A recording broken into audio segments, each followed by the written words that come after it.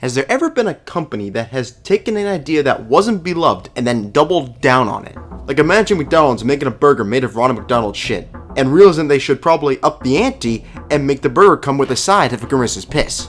Which I guess might be true, as a lot of the crap McDonald's tastes like that. And maybe companies that need great improvement do it as well. Zelda games doesn't have as glorified examples as I illustrated earlier, but there is one I want to talk about today. A year ago I went over why the Water Temple is infamous and concluded that it was. Now the Water Temple is still a good temple in my books, but there are many troublesome components of that temple. So I find it quite interesting that Nintendo took the car up another gear when making the Great Bay Temple, the water-based dungeon in the sequel Majora's Mask. This temple can be very confusing to first-time players, and still is to passionate fans. It's still beatable and the puzzles are generally intuitive and quite creative, but when you think of this dungeon relative to all the others, especially like its predecessor the Water Temple, it's a bit shell-shocking how intense it gets. So how does this temple take it up a notch and make it even more infamous? Is it even infamous? That's what I'm going to talk about today, so let's dive into these topics. It's a good thing I find these jokes funny, otherwise I would have blown my brains out many months ago. If you know the dungeon and think about it, it's actually pretty small. The Great Bay Temple is not a massive dungeon by any stretch. It has main rooms and a few different quarters leading to other rooms. I think anyone who has played this would think it's a massive dungeon. In reality, it's not. Here's the map of it. It's like you went over to your friend's house and you think it's this huge place. But your friend doesn't think so because he knows the place so well. In reality, it's true. It's a small place. Your friend then asks you why you're bruised and you say that your parents are different kind of people than his parents. You know, it's just the usual story among friends.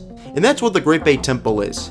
It's small, but when you first visit it, the temple feels huge. A lot has to do with how you traverse the temple, where you enter multiple rooms in different ways, in different fashions, and when you get there, you get beaten up in most rooms like you would by Drunk Daddy. So the temple is small, and needs to be very explored in order to complete it. That type of retracing the temple makes you do is not really easy. And the primary examples of how you retrace your steps is all about the water flow. The main room in the dungeon is a giant water wheel with a propeller attached to it. It controls the direction the water is flowing. In doing so, it makes some rooms accessible, while others not. And when you reverse the water flow, you will complete some rooms, but from coming from another direction. This is the trick the dungeon uses to make the layout seem bigger than it actually is. And it makes exploring the dungeon confusing as fuck. I think this path right here is a prime example of that. You are constantly leaving this room kinda through this channel, but never entering it. And to get the green pipe flowing all the way to the boss room, you must go through it in this direction, where you have to make sure the yellow pipe stops flowing and the red pipe starts flowing so the water wheel starts propelling the other direction. Saying it out loud does make it seem like a neat puzzle. And don't get me wrong, it is pretty unique, but it is still quite confusing, and then trying to orient yourself in the water flow to explore the right areas can be tricky. Like I think back to everyone having issue finding the last small key in the Water Temple. Like how about just finding the path just to get to the extra room in the Great Bay Temple? I think those gamers' heads would blow up more than a TikTok trend does. Like honestly, seriously, what the fuck is this shit? Why is everything a trend these days? So knowing how tricky the dungeon layout is, and how it gets more complex based on the water flow, you do have to navigate it. And what better way to do that than curse yourself with the Zora mask and go for a swim. Although swimming in this game isn't perfect. I do give credit to the swim mechanics they made being one of the first 3D games on the N64, but swimming in this game isn't easy. You'll find yourself zooming past where you need to go, smash into walls, like Link's ready to put in his 2-week notice for all the bullshit you're putting him through. And you need to be pretty precise where you swim, like how you kind of go through each channel or trying to jump out of the water. It can be tricky to navigate even when you know where you are going. Not impossible, like this whole level is more than beatable, otherwise this game would probably be shamed versus how it's usually praised. But getting around the dungeon is complex, for both how it's designed, where to go, and finally, how to get around it. The combination of those three things is what takes this dungeon up a notch from the Water Temple and the Ocarina of Time, in terms of infamy. Is infamy a word? I don't care. I will say I do like the puzzles in this dungeon, and managing the water flow is a neat idea, although it is quite tricky to manage. I think the last component I gotta talk about though, is the guy at the end of the dungeon. The boss of the dungeon is a masked fish that wants to eat you, spit you out, and then eat you again. It's like me with hot pizza. I fail in the first bite as my mouth becomes hotter than the depths of hell, but then I go for it again. Gyorg swims around in the fish tank you fall into. You can stun it numerous ways and then hit it once again to deal damage.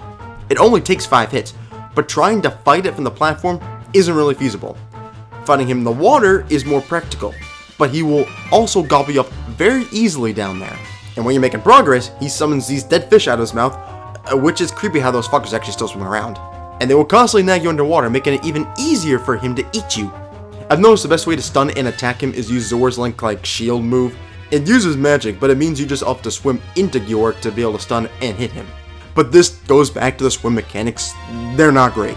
Maneuvering into the right line to puncture him while protecting yourself is tough to pull off. And his ability to eat you is impressive. Sometimes I feel like you kind of phase through him to end up in his mouth, even if you were nowhere near the mouth to begin with. And oh yeah, his mouth causes 2 hearts of damage, which if you have not got any heart pieces and heart containers around, you only have 5 hearts probably this stage of the game. So you're in deep trouble. I like how the boss is unique and challenging, but I feel it's an unfair challenge. It just further makes the dungeon infamous.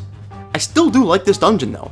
I know this whole video made it seem like I disliked one of the hardest dungeons there is, but I generally do like it. Like, it's certainly no Call of Duty by means. I just think it's another step up from its infamous predecessor. I don't think it's talked about as much as the Water Temple, being as this game probably wasn't as big as Ocarina of Time, but I'll talk about it here. And by the way, has anyone done all those shrines in Tears of the Kingdom? Like, I've had the game for over 2 months now, and I still have not beat them all. Like, there are more shrines in this game than Bruce's daddy laid on you.